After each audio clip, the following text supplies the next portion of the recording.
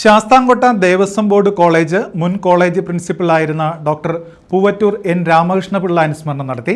കോളേജിലെ സംസ്കൃത വിഭാഗത്തിന്റെ നേതൃത്വത്തിലായിരുന്നു അനുസ്മരണം.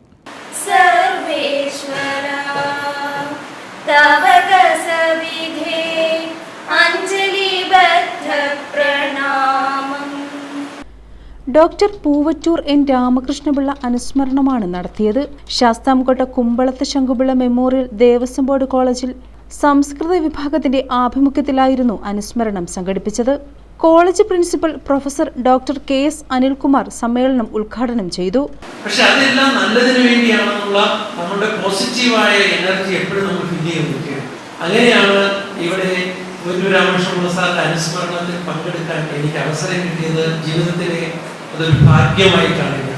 ഒരുപാട് അവർ അനുസ്മരണ യോഗങ്ങളിൽ പങ്കെടുത്തിട്ടുണ്ട്. പക്ഷെ ചില അനുസ്മരണ യോഗങ്ങളിൽ പങ്കെടുക്കുമ്പോൾ അത് ജീവിതത്തിൽ വലിയ അർത്ഥമുണ്ടാകുന്നതായി, ഒരു ജീവിതത്തിൽ ഒരു ലക്ഷ്യമുണ്ടാകുന്നതായി തോന്നുന്നതിൽ ഒന്നാണ് രാമകൃഷ്ണ സാറിന്റെ അനുസ്മരണ കാര്യങ്ങളിൽ പങ്കെടുക്കുന്നത്. സംസ്കൃത വിഭാഗം മേധാവി ഡോക്ടർ സുശാന്ത് S അധ്യക്ഷത വഹിച്ചു. കാലടി സംസ്കൃത സർവകലാശാല faculty of Indian metaphysics dean professor doctor K Ramadevi അമ്മ സ്മാരക പ്രഭാഷണം നടത്തി.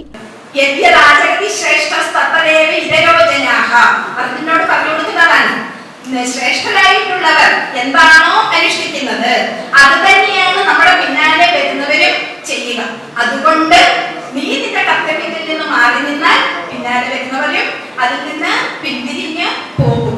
അവിടെ കുറേ നമ്മൾ മനസ്സിലാക്കേണ്ട, ഇതിൽ നിന്നൊക്കെ നമ്മൾ പഠിച്ചു പരീക്ഷയ്ക്ക് എഴുതി മാർക്ക് മേടിക്കുക എന്നുള്ളത് മാത്രമല്ല, ഇത് നമുക്ക് നമ്മുടെ ജീവിതത്തിലേക്ക് പകർത്താൻ പറ്റുന്ന ആശയങ്ങൾ എന്തൊക്കെയാണ് എന്നുള്ളത് നമ്മൾ മനസ്സിലാക്കണം. KSMDB കോളേജ് ഇംഗ്ലീഷ് വിഭാഗം റിട്ടയർഡ് അധ്യാപകൻ പ്രൊഫസർ V മാധവൻപിള്ള അനുസ്മരണവും നിർവഹിച്ചു. കാലടി സംസ്കൃത സർവകലാശാലയിൽ നിന്നും ഡോക്ടറേറ്റ് നേടിയ സംസ്കൃത വിഭാഗം അതിഥി അധ്യാപകരായ doctor Vishnu VS, doctor Nivedita R Dileep എന്നിവരെയും അനുമോദിച്ചു. കേരള സർവകലാശാല MA സംസ്കൃതം റാങ്ക് ജേതാക്കളെയും അനുമോദിച്ചു. സ്മൃതി 2025 വീഡിയോ പ്രകാശനവും എൻഡോമെന്റ് വിതരണവും നടന്നു. Jyothilakshmi TM, doctor Sreejith TG, N Somanpillai, Sudheesh K തുടങ്ങിയവർ സംസാരിച്ചു.